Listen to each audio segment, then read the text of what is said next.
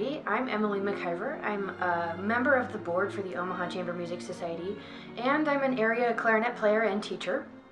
And I'm here today to talk a little bit about clarinet. Instead of over my coffee, I'm not a coffee drinker, but I do drink juice. So I've got my V8 with me this morning. But chamber music is one of my favorite things to play and to teach, because it does so many cool things that you get to do that you don't get to do in other situations. Playing solo pieces is one thing. You get all the experience of sort of being the star of the show. But being a chamber musician is a little bit different, because you have it's the difference between doing like a monologue and doing a scene in some ways, if you can kind of envision that. You get to be a part of this whole that is greater than just your own simple part throughout it. And you have to be able to open up and interact with the people that you're performing with in ways that you don't get to do when you're only playing by yourself or just with piano. So I love that part of chamber music. There's so much of it out there too that's amazing stuff. I'm a wind player. Again, I play the clarinet. Play a little piano too, but mostly clarinet.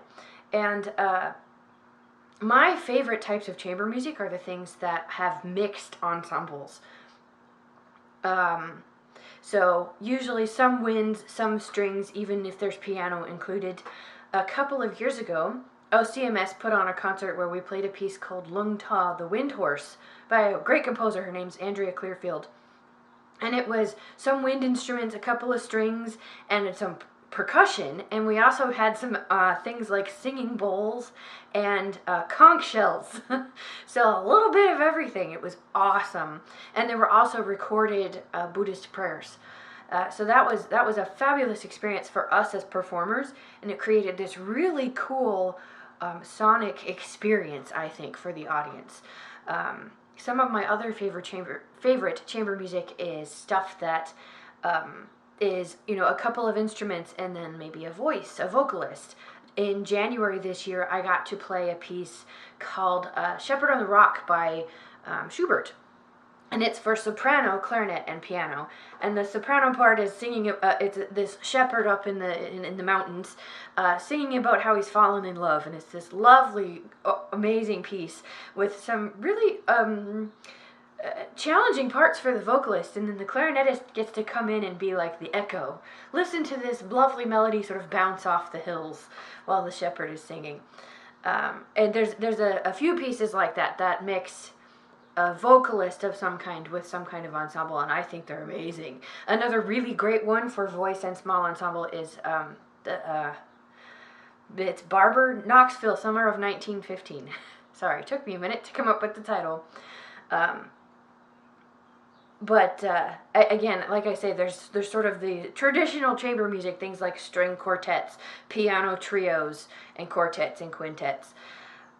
There's also things like woodwind quintets, which are a lot of fun, and it's the kind of thing that I get to teach somewhat regularly with my college students. And those are great, but everybody plays instruments that make sound in roughly the same way. You're all playing wind instruments, or if you're in a string quartet, everybody bows strings or plucks strings to make noise. And I love the stuff where you get to mix those colors and create a whole new sort of experience, or a new sonic landscape. One that I hope we get to do this fall instead of this spring with all of the pandemic craziness.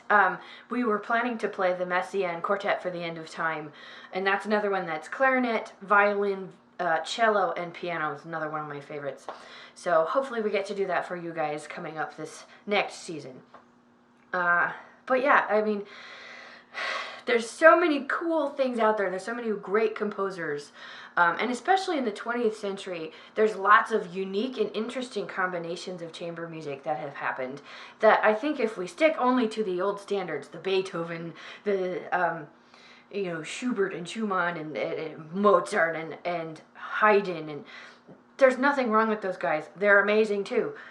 But there's so much cool stuff to go explore. Like, give me some Bartok any day. Give me Stravinsky.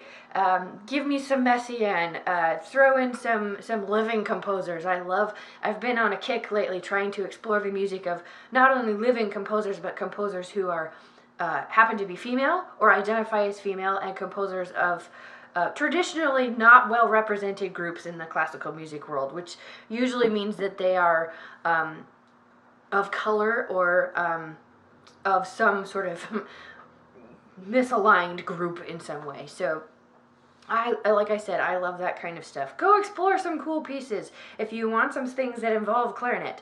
There's some great trios like the Bartók Contrasts. Milhaud wrote a great piece that's clarinet, violin, and piano. Go searching for it. There's lots of amazing things out there. Look for Messiaen. He wrote some amazing, crazy things. If you want to hear some wacky stuff, look up his works for chorus and theremin. Like I said, I could go on all day, but chamber music is one of my favorites. It gets you to force yourself outside of your box as a performer, and again, we get to take our audiences to totally different places than sort of the more traditional symphony literature would take you. So I look forward to chatting with you all again at some point. Look up the High Chamber Music Society. We've got programming coming up for next year, so I hope we see you all soon. Thank you.